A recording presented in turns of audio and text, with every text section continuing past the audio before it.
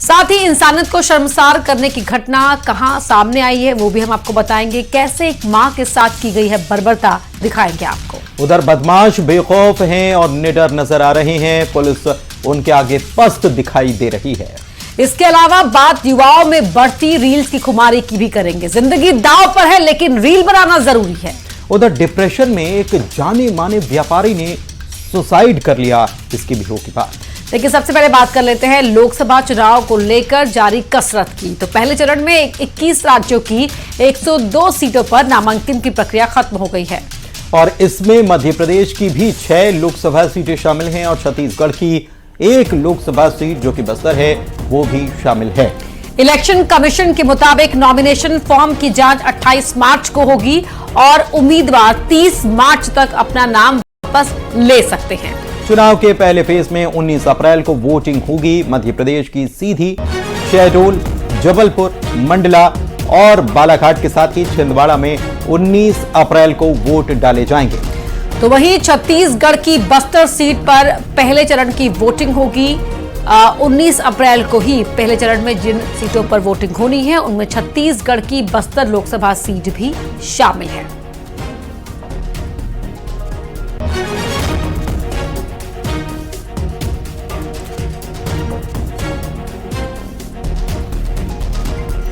तो मध्य प्रदेश की 6 सीटें, छत्तीसगढ़ की बस्तर लोकसभा सीट और पहले चरण के नॉमिनेशन फॉर्म भरने की प्रक्रिया आज खत्म हो गई है और 30 मार्च तक जो उम्मीदवार चुनाव नहीं लड़ना चाहते हैं या उनका मन बदल जाता है तो वो अपना नाम वापस ले पाएंगे।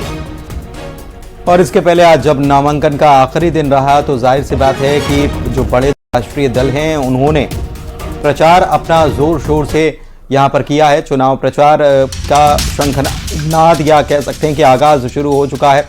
अपना शक्ति प्रदर्शन करते हुए यहां पर बीजेपी और कांग्रेस दोनों के प्रत्याशी नजर आए। छिंदवाड़ा की तस्वीरें भी आपको दिखा रहे हैं। तो जब नकुलनाथ यहां फॉर्म भरने पहुंचे थे तो उस समय उनका पूरा परिवार उनके साथ था और इसके अलावा आज जब विवेक बंटी साहू ने अपने नॉमिनेशन फॉर्म का आखिरी सेट भरा है तो उस समय उनके साथ सीएम डॉक्टर मोहन यादव भी रहे और ये एक मौजूदगी जो थी बड़े चेहरों की वो थी शक्ति जाहिर करने की कोशिश और किसमें कितना है दम ये दिखाया गया है। शैलेंद्र भदौरिया हमारे सहयोगी हमारे साथ जुड़े हुए हैं और साथ ही में छत्तीसगढ़ से आकाश हमारे साथ हमारे सहयोगी जुड़े हुए हैं। छत्तीसगढ़ में 1 सीट पर वोटिंग होनी है तो पहले छत्तीसगढ़ की ही बात कर लेते हैं, बस्तर की बात कर लेते हैं। आकाश, आज नॉमिनेशन का आखिरी दिन था। नॉमिनेशन के आखिरी दिन खूब लोगों ने जोर भी दिखाया, अपनी ताकत दिखाने की कोशिश की, लेकिन अब नाम वापसी की बात शुरू हो गई है। राजनीतिक दल उसमें जुट जाएंगे। जो नए एक्स्ट्रा प्रत्याशी हैं जिन्होंने मैदान में अपनी ताल ठोकी है, अब हो सकता है कि उनका मन बदलने की कोशिश की जाए।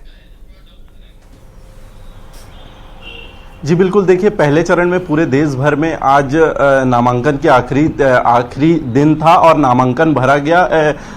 102 सीटों पर नामांकन भरा गया। छत्तीसगढ़ की 1 सीट है बस्तर सीट, वहां से नामांकन भरा गया। भाजपा से प्रत्याशी महेश कश्यप ने नामांकन भरा। इस दौरान मुख्यमंत्री विष्णु साय मौजूद थे, दोनों डिप्टी सीएम विजय शर्मा और अरुण साव मौजूद थे। इसके अलावा प्रदेश अध्यक्ष किरण देव समेत संगठन के तमाम लोग मौजूद थे। शक्ति प्रदर्शन एक तरह से किया गया। नामांकन के दौरान रैली निकाली गई, इसके बाद सभा भी हुआ। वहीं कांग्रेस से अगर देखें तो कवासी लखमा ने नामांकन भरा है। उनके साथ पूर्व मुख्यमंत्री भूपेश बघेल मौजूद थे। इसके साथ ही पीसीसी अध्यक्ष जो है वो मौजूद थे। संगठन के तमाम जो लोग थे वो मौजूद थे। तो दावा दोनों ही पार्टियों का था कि अपने तरीके से वो चुनाव जीत सके, क्योंकि बस्तर की जो सीट है अभी तक के कांग्रेस के पास थी। कांग्रेस के दीपक बैज जो यहां से सांसद रहे हैं, लेकिन अब इस बार बीजेपी इस सीट को पाना चाहती है। 11 सीटों का लक्ष्य रखा गया है तो बीजेपी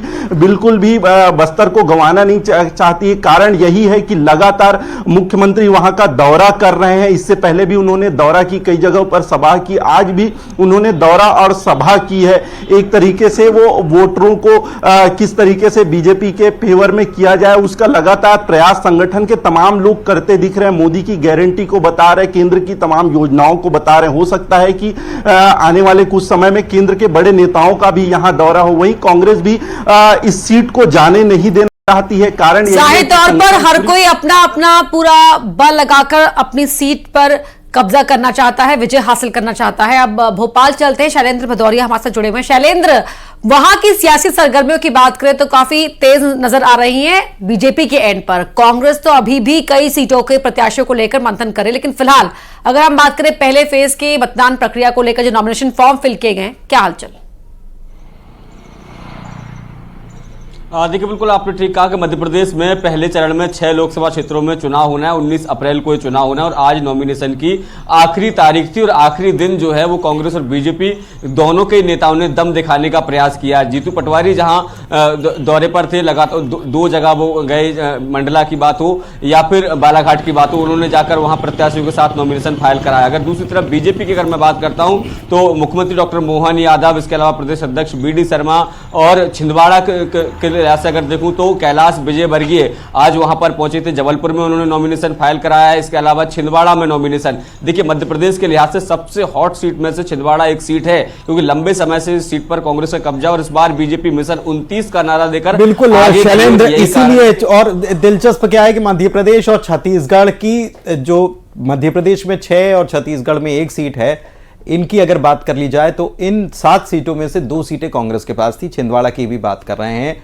शिवराज सिंह चौहान का भी जिक्र करना जरूरी है। शिवराज सिंह चौहान नजर नहीं आए, जबकि चुनाव के बाद, जीत के बाद सबसे पहले अगर कोई रुख कर रहा था छिंदवाड़ा का तो वो शिवराज सिंह चौहान का नाम था।